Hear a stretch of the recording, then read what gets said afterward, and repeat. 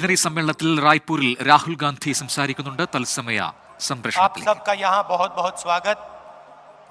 और जो लोग इस अधिवेशन को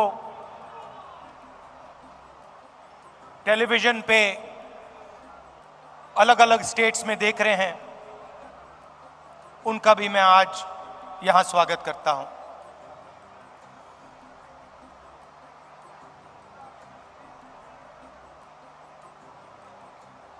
चार महीने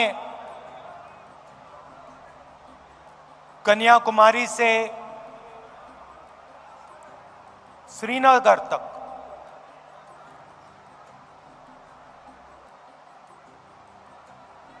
भारत जोड़ो यात्रा हमने की।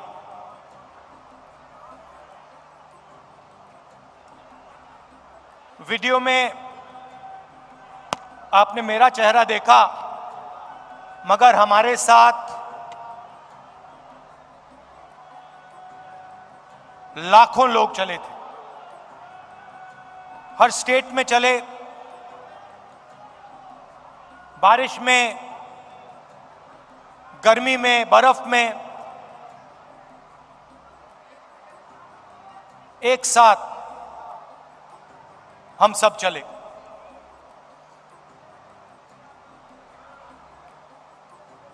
बहुत कुछ सीखने को मिला। अभी जब मैं वीडियो देख रहा था, मुझे बातें याद आ रही थी।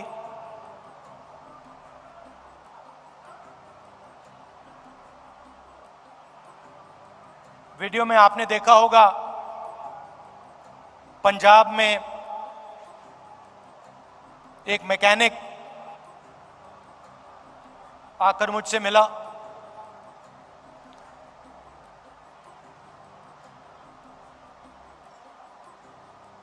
मैंने उसके हाथ पकड़े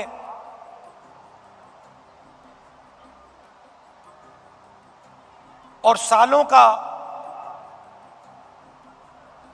की जो तपस्या थी उसकी, सालों का जो दर्द था, जो खुशी, जो दुख, जैसे ही मैंने उसके हाथ पकड़े,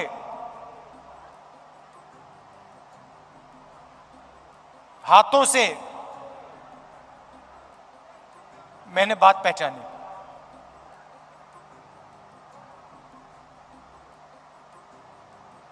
वैसे ही लाखों किसानों के साथ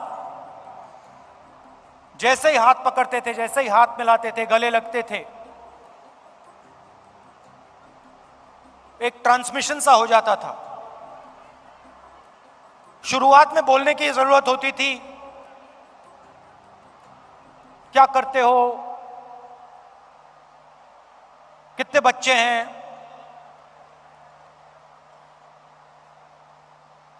क्या मुश्किलें हैं। ये एक डेढ़ महीना चला। उसके बाद बोलने की जरूरत नहीं होती थी।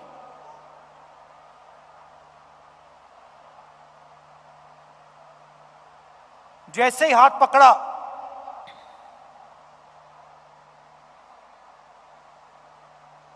गले लगे,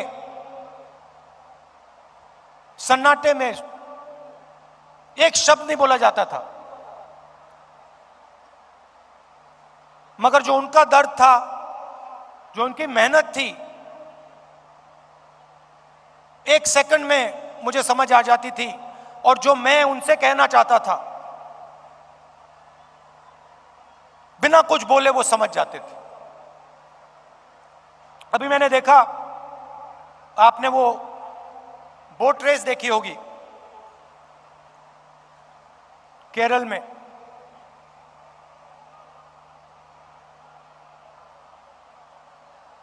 उस समय जब मैं बोट में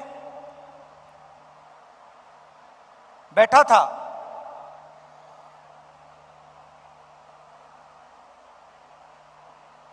पूरी टीम के साथ मैं रोइंग कर रहा था, मेरे पैर में भयंकर दर्द था।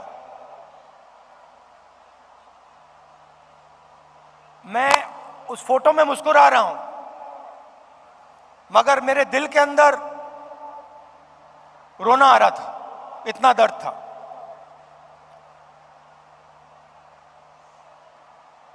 मैंने यात्रा शुरू की। काफी फिट आदमी हूं, 10-12 किलोमीटर ऐसे ही दौड़ लेता हूं। घमंड था, मैंने सोचा था 10-12 किलोमीटर चल लेता हूं तो 20-25 किलोमीटर चलने में क्या बड़ी बात है। मेरी माइंड में यह था। पुरानी इंजरी थी, कॉलेज में चोट लगी थी फुटबॉल खेलते हुए, मुझे याद है। मैं दौड़ रहा था, मेरे दोस्त ने पीछे से अड़ंगी मार दी और घुटने में चोट लगी।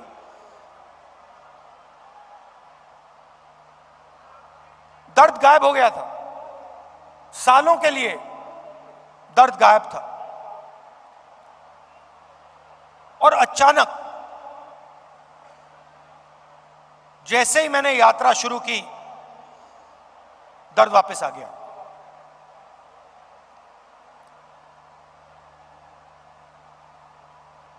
आप मेरे परिवार हो तो मैं कह सकता हूं आपसे,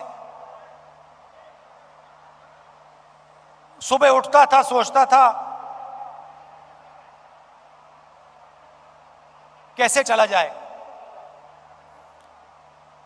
और फिर उसके बाद सोचता था कि भाई 25 किलोमीटर नहीं, 3,500 चलने, केरला की बात है, 3,500 किलोमीटर चलने हैं, कैसे चलूंगा।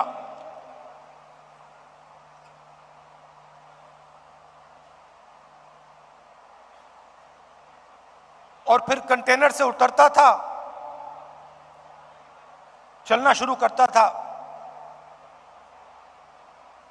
लोगों से मिलता। तो पिछले पहले 10-15 दिन में जिसको आप अहंकार कह सकते हो, घमंड कह सकते हो, वो सारा गायब हो गया।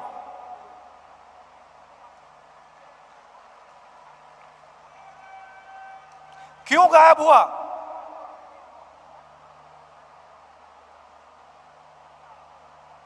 क्योंकि भारत माता ने मुझे मैसेज दिया, देखो तुम अगर निकले हो, अगर कन्याकुमारी से कश्मीर चलने निकले हो,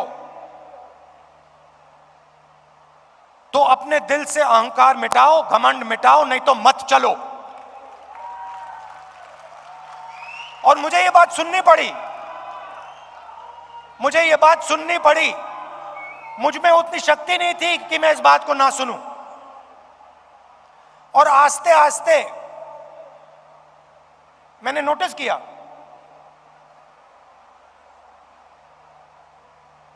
मेरी आवाज चुप होती गई। पहले किसान से मिलता था, मैं उसको अपना ज्ञान समझाने की कोशिश करता था। थोड़ी जो मुझ में जानकारी है खेती के बारे में, मनरेगा के बारे में,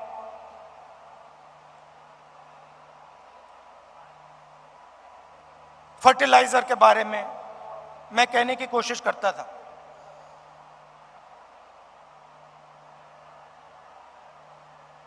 आस्ते आस्ते ये सब बंद हो गया।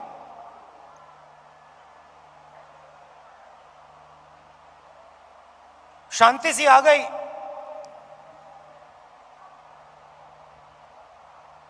और सन्नाटे में मैं सुनने लगा।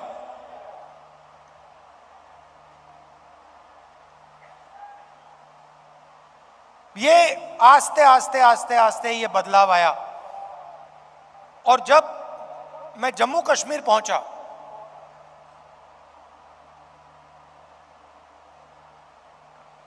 वो भी अजीब सी बात थी। जब मैं जम्मू कश्मीर पहुंचा, मैं बिल्कुल चुप हो गया।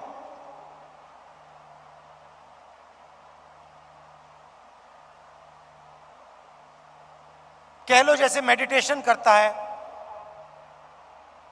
प्रियंका और मैं, विपासना करते हैं, वैसी बात हो गई कि बिल्कुल चुप हो गया मैं।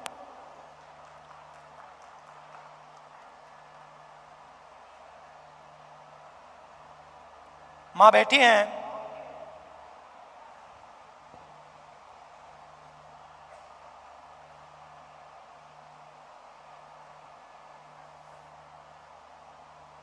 मैं छोटा सा था, 1977 की बात है।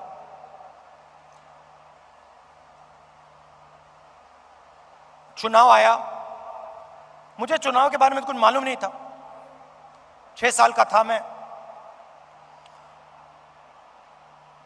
एक दिन घर में अजीब सा माहौल था। मैं मां के पास गया, बैठी हुई हैं, इधर नहीं देख रही हैं।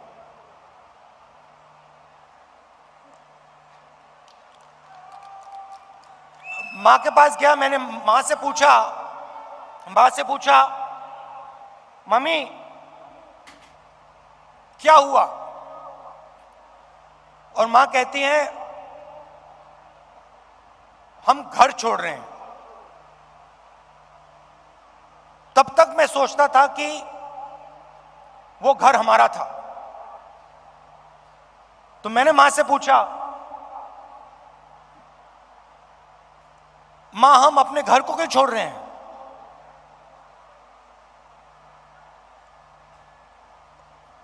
और पहली बार मां ने मुझे बताया कि राहुल ये हमारा घर नहीं है, ये सरकार का घर है और अब हमें यहां से जाना है।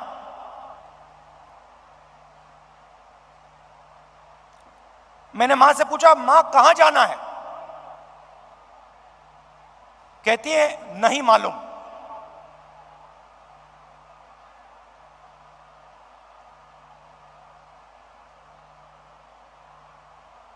नहीं मालूम कहां जाना है।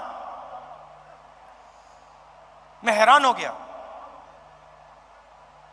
मैंने सोचा था कि वो हमारा घर था।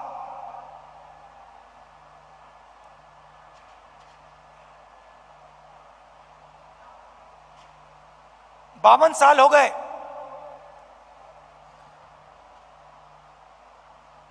मेरे पास घर नहीं है, आज तक घर नहीं है। और हमारे परिवार का जो घर है वो इलाहाबाद में है, वो भी हमारा घर नहीं है। तो जो घर होता है उसके साथ मेरा बड़ा अजीब सा रिश्ता है। मैं 12 तुगलक लेन में रहता हूं, मगर मेरे लिए वो घर नहीं है। റായ്പൂരിലെ तो जब मैं निकला, പ്ലീനറി യോഗവേദിയിൽ അഭിസംബോധന പ്രസംഗം നടത്തുകയാണ് രാഹുൽ ഗാന്ധി. उस दिन यात्रा बदल गई, जादू से बदल गई।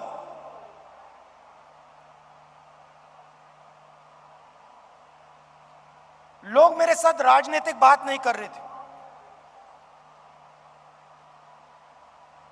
मैंने क्या क्या सुना है मैं आपको बता भी नहीं सकता हूं।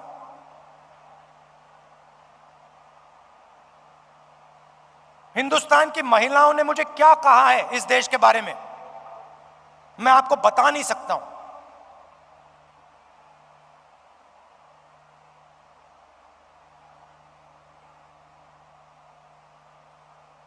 युवाओं के दिल में डर क्या है, कैसा है, मैं आपको बता नहीं सकता, समझा नहीं सकता। कह सकता हूं मगर बता समझा नहीं सकता हूं। कितना बोझ उठा रहे हैं।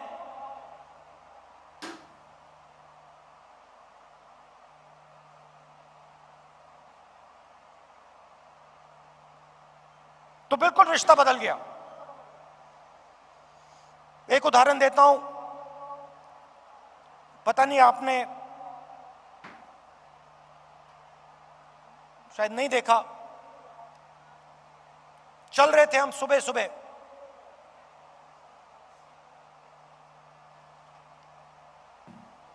साइड में एक महिला भीड़ में खड़ी थी। झिझक के उसने ऐसे किया मुझे। जैसे ही मैंने देखा मैंने उसको बुलाया। मुझे बात अजीब सी लगी।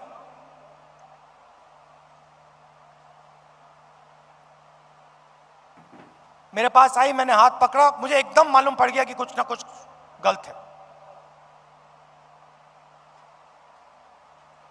जैसे मैं प्रियंका का हाथ पकड़ता हूं, वैसे मैंने उसका हाथ पकड़ा था, कोई फर्क नहीं। मैंने सोचा उस समय, ये मेरी बहन नहीं है, ये मैं क्या कर रहा हूं? जो मेरा प्यार मेरी बहन के लिए है, मैं इसको कैसे दे रहा हूं?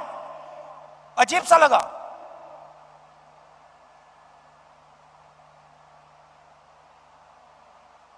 मुझे मेरा हाथ पकड़ती है, कहती है राहुल जी, भैया, मैं आपसे मिलने आई हूं।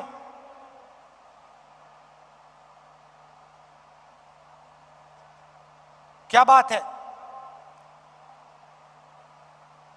मेरा पति मुझे मार रहा है, पीट रहा है।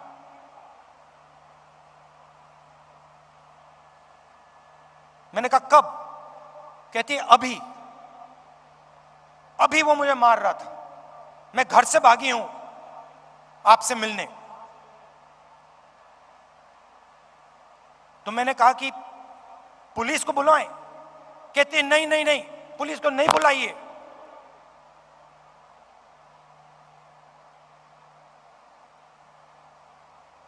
फिर मुझे कहती है अब मैं जा रही हूं वापस, फिर से पिटने जा रही हूं। मगर मैं आपको सिर्फ यह बताना चाहती थी कि मेरे साथ क्या हो रहा है। ये महिला अकेली नहीं है, ऐसी लाखों करोड़ों महिलाएं इस देश में। तो ये सब मुझे सुनने को मिला, और इस घर को हम आस्ते आस्ते जम्मू कश्मीर तक ले गए।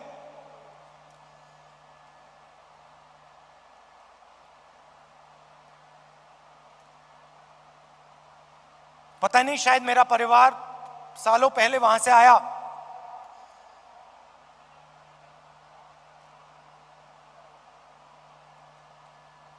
मैंने सोचा कि अजीब सी बात है, कन्याकुमारी से कश्मीर तक मैं ये इस छोटे से घर को ले जा रहा हूं, और यहां मुझे लग रहा है कि मैं वापस अपने घर जा रहा हूं।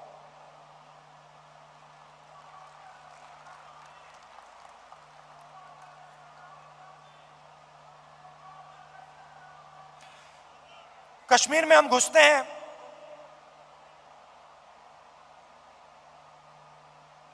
वैली से पहले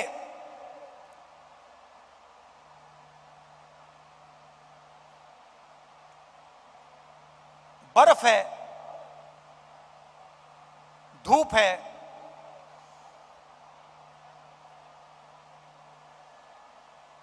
जैसे आज, और हजारों लोग हमारे साथ चल रहे हैं।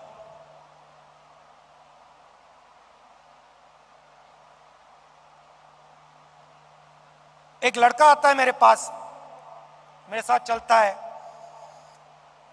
और मुझसे कहता है राहुल जी, मैं आपसे एक सवाल पूछना चाहता हूं। मैंने कहा क्या? कहता है राहुल जी, जब कश्मीर के लोगों को दुख होता है,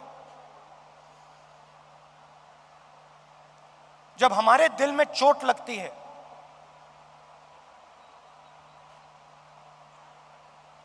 तो बाकी हिंदुस्तान के लोगों को खुशी क्यों होती है?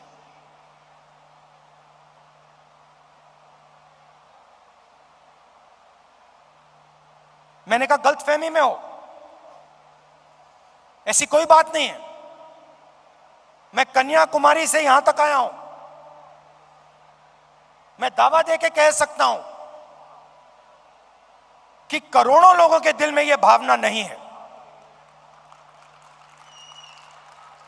करोड़ों लोग हर हिंदुस्तानी के दर्द के साथ, हर हिंदुस्तानी के साथ खड़े हैं। चुने हुए लोग हैं, मैंने कहा चुने हुए लोग हैं जो खुश होते हैं।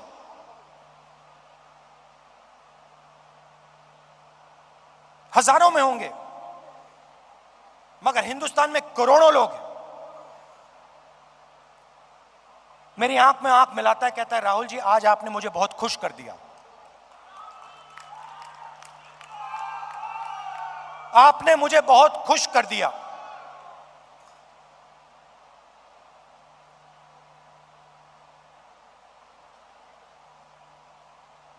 बातचीत करते हुए मैं देख रहा था, चारों ओर तिरंगा, सड़क पे तिरंगा, पहाड़ों पे तिरंगा, पीछे तिरंगा, आगे तिरंगा, सब जगह तिरंगा।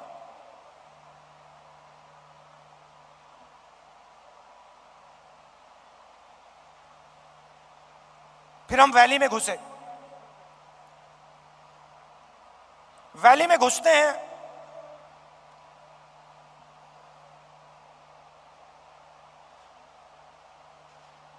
बादल छा जाते हैं,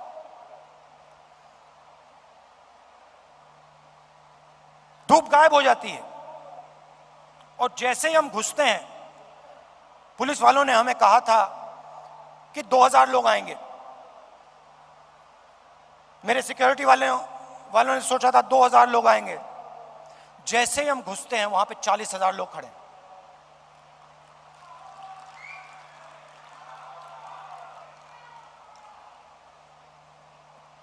जैसे ही पुलिस वालों ने 40,000 लोगों को देखा, रस्सी छोड़ के भाग गए। हम देख रहे हैं जिसको रोप पार्टी कहते हैं वो सब गायब हो गई।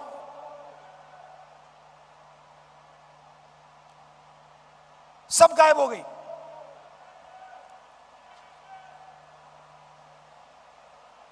मैं देख रहा था,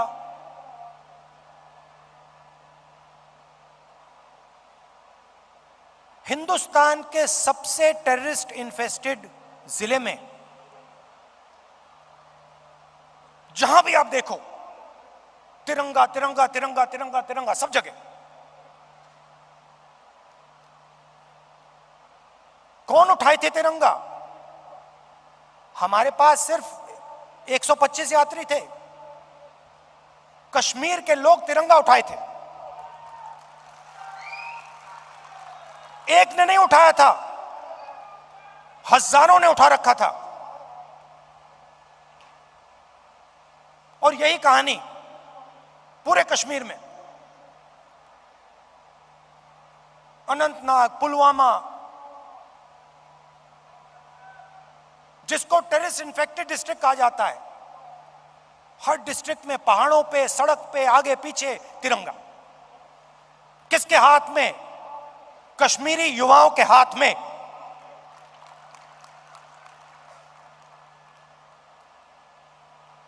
सीआरपीएफ के लोग मुझसे कह रहे भैया ये तो हमने कभी जिंदगी में नहीं देखा, ये क्या हो गया?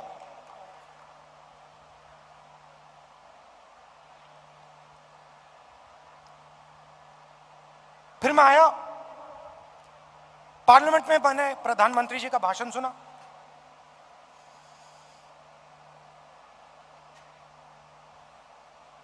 कहते हैं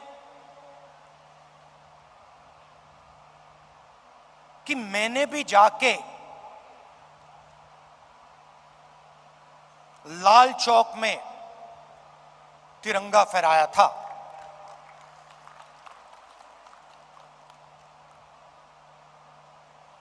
मैं सुन रहा था, मैंने सोचा देखिए हिंदुस्तान के प्रधानमंत्री को बात समझ नहीं आई, बात समझ नहीं आई।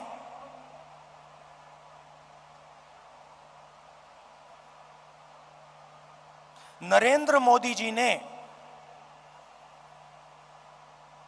बीजेपी के 15-20 लोगों के साथ जाकर लाल चौक पे तिरंगा फहराया। भारत जोड़ो यात्रा ने लाखों कश्मीरी युवाओं के हाथ से तिरंगा फहराया।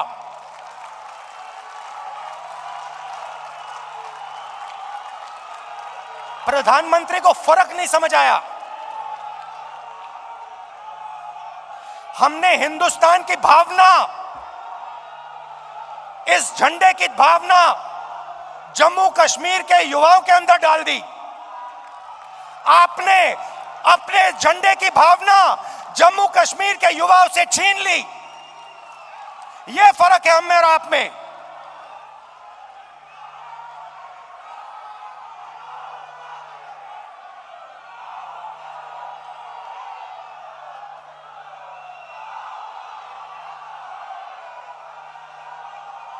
ये जो झंडा है, ये जो तिरंगा है, ये दिल की भावना है, ये दिल के अंदर से आती है। हमने इस भावना को कश्मीर के युवाओं के दिल के अंदर जगाया। हमने उनसे नहीं कहा कि भैया तुम्हें तिरंगा लहराना है, तुम्हें तिरंगा उठा के चलना है। नहीं, किसी से नहीं कहा। अपने आप आए, हजारों लाखों आए और अपने हाथ में तिरंगा उठा के चले। क्यों चले? मैं आपको बताता हूं। कश्मीरी युवा ने मुझे कहा, मुझे कहता है राहुल जी आज मैं आपके साथ तिरंगा लिए चल रहा हूं। जानते हो क्यों? मैंने कहा क्यों? कहते क्योंकि आपने हम पर और मुझ पर भरोसा किया है। आपने अपना दिल हमारे लिए खोला है और हम अपना दिल आपके लिए खोलेंगे।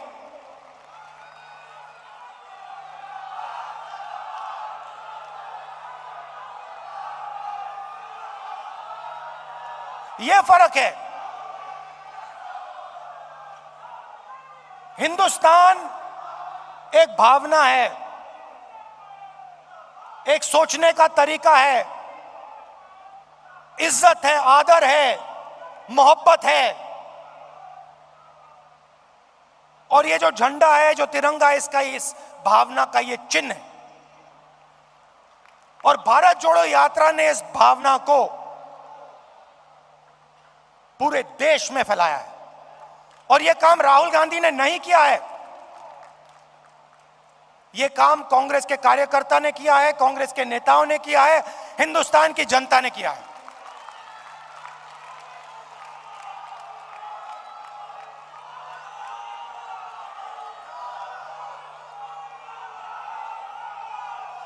अब देखिए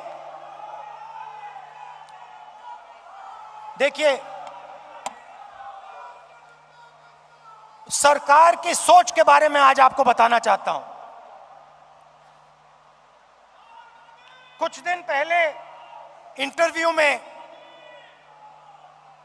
एक मंत्री ने कहा कि चाइना की इकोनॉमी हिंदुस्तान की इकोनॉमी से बड़ी है, तो हम उनसे कैसे लड़ सकते हैं। चाइना की इकोनॉमी हिंदुस्तान की इकोनॉमी से बड़ी है, तो हम उनसे कैसे लड़ सकते हैं।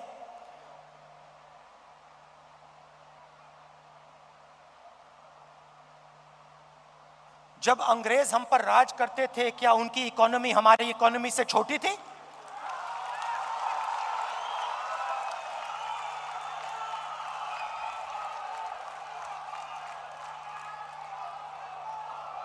लड़ाई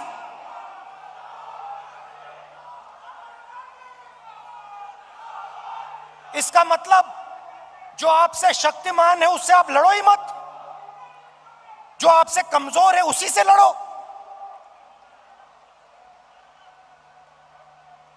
इसको कायरता कहा जाता है।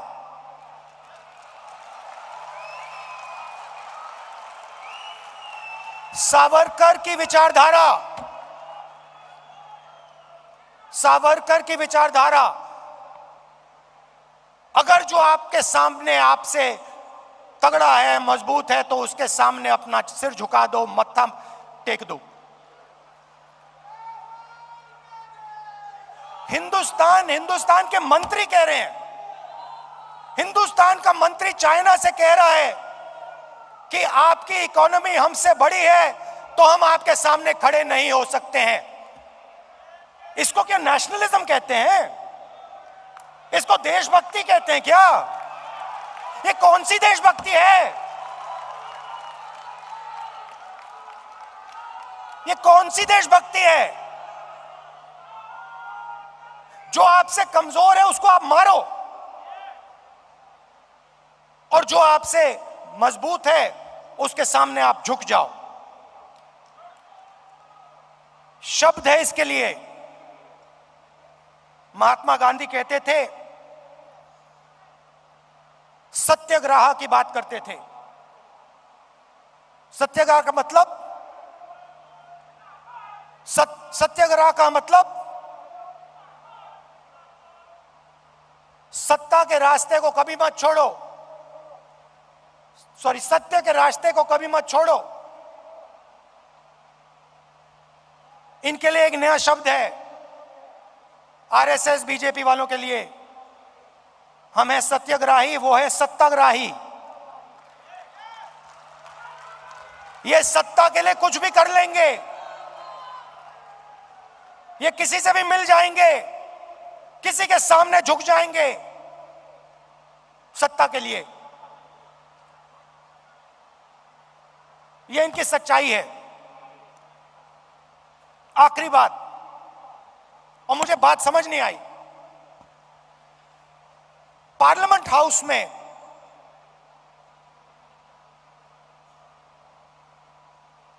मैंने एक उद्योगपति पे आक्रमण किया, अदानी जी पे मैंने आक्रमण किया। मैंने कहा कि अदानी जी 609 नंबर से दूसरे नंबर तक कैसे पहुंचे?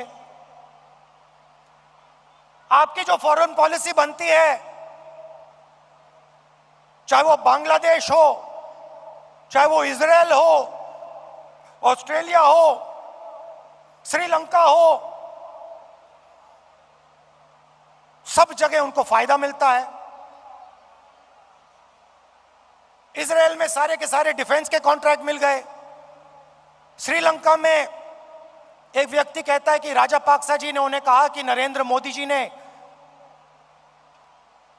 दबाव डालकर अदानी जी को कॉन्ट्रैक्ट दिलवाया। तो मैंने सिर्फ एक सवाल पूछा, नरेंद्र मोदी जी, आपका अदानी जी से रिश्ता क्या है? मैंने और कुछ नहीं कहा, मैंने सिर्फ सवाल पूछा, भैया बता दो रिश्ता क्या है। और मैंने ऐसे फोटो दिखाई, उसमें नरेंद्र मोदी जी ऐसे बैठे हैं। नरेंद्र मोदी जी अदानी जी के हवाई जहाज में रिलैक्स करते हुए दिख रहे हैं। तो मैंने पूछा, भैया बता दीजिए रिश्ता क्या है। अब आपने नोटिस किया होगा कि पूरी की पूरी सरकार, सारे के सारे मंत्री अदानी जी की रक्षा करने लग गए।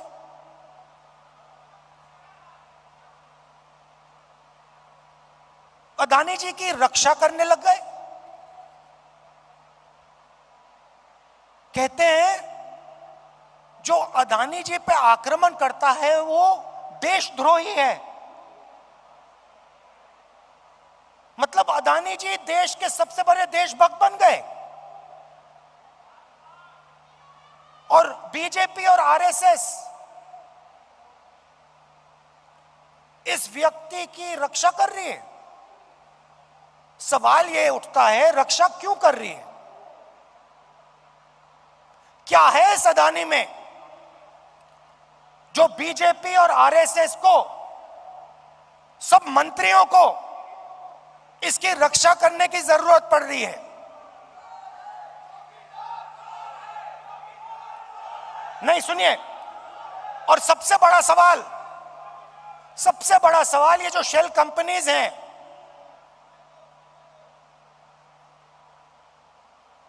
जो हजारों करोड़ रुपया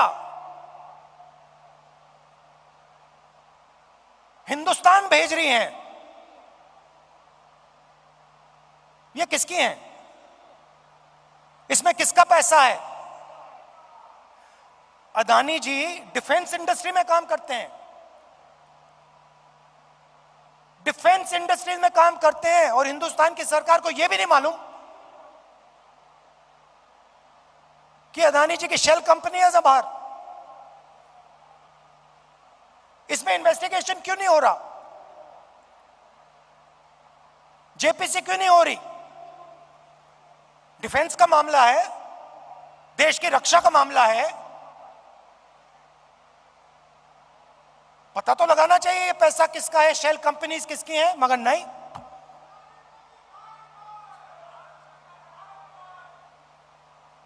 तो ये बहुत बड़ा सवाल है। एलआईसी का इन्वेस्टमेंट है, उनका नुकसान हुआ है। ऑस्ट्रेलिया में फोटो दिखती है, नरेंद्र मोदी जी बैठे हैं, स्टेट बैंक चेयरमैन बैठे हैं, वहां के चीफ मिनिस्टर बैठे हैं, अदानी जी बैठे हैं एक मेज पर। स्टेट बैंक $1 बिलियन का लोन दे रहा है। नरेंद्र मोदी जी उस मेज पे क्यों बैठे हैं? क्या लेना देना नरेंद्र मोदी जी का स्टेट बैंक और अदानी के बीच में, क्या लेना देना? तो ये सवाल है, और ये सवाल मैंने पूछे, नरेंद्र मोदी जी से पूछे, बहुत सीधा जवाब था, कोई रिश्ता नहीं है। सिंपल सा जवाब था। हमने पूछा रिश्ता क्या है, नरेंद्र मोदी जी कह सकते थे कोई रिश्ता नहीं।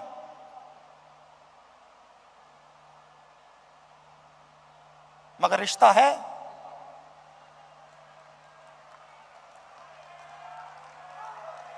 रिश्ता है। भाइयों और बहनों,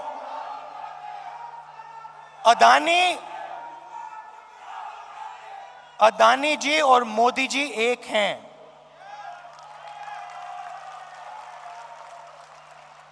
एक हैं। और देश का पूरा धन,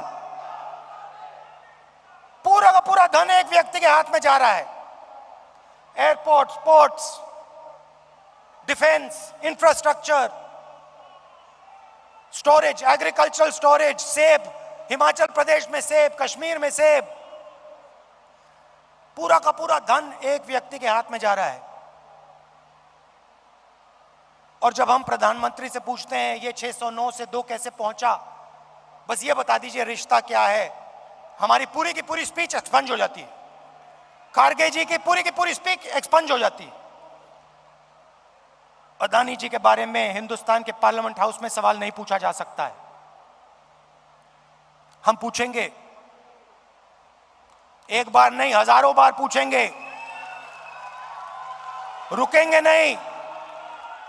जब तक सच्चाई नहीं निकलेगी, अदानी जी की सच्चाई नहीं निकलेगी, तब तक हम नहीं रुकेंगे।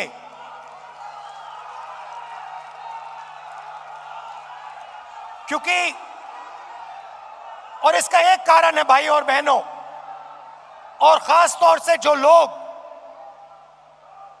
अदानी जी की कंपनी में काम करते हैं, उनसे मैं कहना चाहता हूं, ये आपकी जो कंपनी है, ये देश को नुकसान पहुंचा रही है। ये देश के पूरे इंफ्रास्ट्रक्चर को छीन रही है। भाइयों और बहनों, याद रखिए, आजादी की लड़ाई भी ईस्ट इंडिया कंपनी के खिलाफ हुई थी। वो भी एक कंपनी थी। उस कंपनी ने भी हिंदुस्तान का सारा धन, सारा इंफ्रास्ट्रक्चर,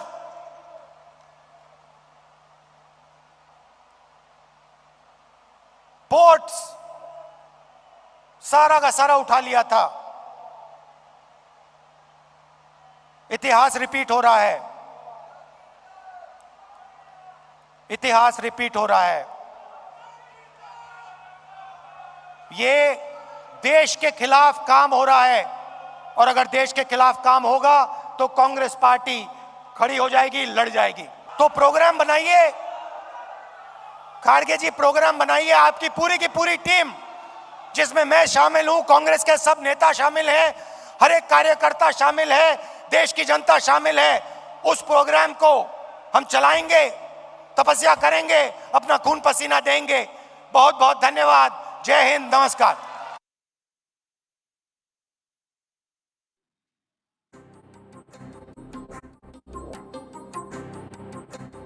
കോൺഗ്രസ് പ്ലീനറി സമ്മേളനത്തിൽ രാഹുൽ ഗാന്ധി സംസാരിക്കുകയായിരുന്നു. കേന്ദ്ര സർക്കാരിനെതിരെ, നരേന്ദ്രമോദിക്കെതിരെ, അദാനിക്കെതിരെ രൂക്ഷമായ വിമർശനങ്ങൾ ഉന്നയിക്കുകയായിരുന്നു രാഹുൽ ഗാന്ധി. അദാനിയുമായുള്ള ബന്ധം എന്ത് എന്ന ചോദ്യത്തിന് ഒരു ഉത്തരം നൽകുന്നതിന് പകരം പാർലമെന്റിൽ നിന്ന് അത്തരം ചോദ്യം ഉന്നയിച്ച തന്നെയും ഖാർഗെജിയുടെയും എല്ലാ ചോദ്യങ്ങളും പാർലമെന്റിലെ സഭയിൽ നിന്ന്, രജിസ്ട്രിയിൽ നിന്ന് നീക്കം ചെയ്യുകയാണ് നരേന്ദ്രമോദി ചെയ്തതെന്നും പാർലമെന്റിൽ ഇത്തരം പ്രശ്നങ്ങൾ ഉന്നയിക്കാനുള്ള സ്വാതന്ത്ര്യം ആർക്കാണ് നിഷേധിക്കാൻ കഴിയുകയെന്നും രാഹുൽ ഗാന്ധി.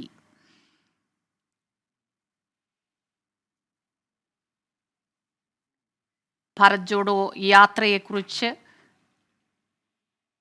യാത്രയിലുടനീളം ജനങ്ങൾ പങ്കുവച്ച ജീവിതാനുഭവങ്ങളെക്കുറിച്ച്, അവരുടെ കഷ്ടതകളെക്കുറിച്ചെല്ലാം പ്രസംഗത്തിൽ വാചാലനായി രാഹുൽ ഗാന്ധി. കോൺഗ്രസിനെ ശക്തിപ്പെടുത്തേണ്ടതിൻ്റെ ആവശ്യകത,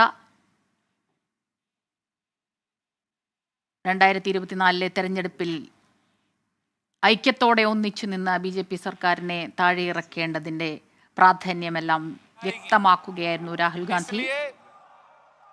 अगले 30 मिनट तक